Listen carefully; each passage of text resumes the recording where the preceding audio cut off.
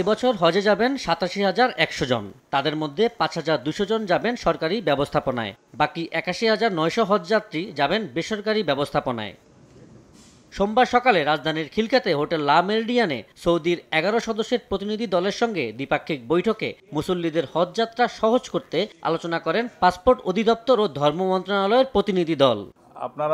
বৈঠক শেষে সংবাদ সম্মেলনে পাসপোর্ট অধিদপ্তরের মহাপরিচালক নুরুল আনোয়ার বলেন, এবছর হজযাত্রীরা রুট টু মক্কা ইনিশিয়েটিভের আওতায় ইমিগ্রেশন ও লাগেজ সুবিধা পাবেন। সৌদি আরবে হাজিরা পৌঁছার পরে সৌদি বিমানবন্দরে যে ইমিগ্রেশনটা হওয়ার কথা, সেই ইমিগ্রেশনের ফ্যাসিলিটিসটা অ্যাকচুয়ালি বাংলাদেশের বিমানবন্দর থেকে ডিপার্ট হওয়ার আগেই এই সৌদি ইমিগ্রেশনটা হয়ে যায়।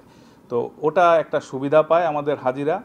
আরেকটা সুবিধা হলো হাজিদের যে লাগেজ ম্যানেজমেন্ট, এটা একটা স্মার্ট ম্যানেজমেন্টের মাধ্যমে তারা লাগেজটাকে হ্যান্ডেল করে। যারা হযরত শাহজালাল বিমানবন্দর হয়ে যাবে তারা মক্কা রুট ইনিশিয়েটিভের আওতায় পড়বে, কিন্তু যারা আমাদের অন্যান্য বিমানবন্দর থেকে যাচ্ছে যে ১০,০০০, তারা এটার আওতায় পড়বে না। একই সময় ধর্ম মন্ত্রণালয়ের অতিরিক্ত সচিব মতিউল ইসলাম বলেন, হজযাত্রীদের শতভাগ বাড়ি ভাড়া হয়ে গেছে। ফাইনাল নিউজ পেয়েছি যে আমাদের 100% হজযাত্রীর বাড়ি ভাড়া সম্পন্ন হয়েছে। ইতিমধ্যে প্রায় 40,০০০ মতো ভিসা হয়ে গেছে এবং ভিসা প্রদানের জন্য যে ডেডলাইন থাকে এটা ওরা বন্ধ করে না, এটা চালু আছে। RFID ট্যাগ নামে একটা রেডিও ফ্রিকোয়েন্সি থাকবে, সেই ট্যাগটা আমরা লাগেজের সাথে লাগিয়ে দিব।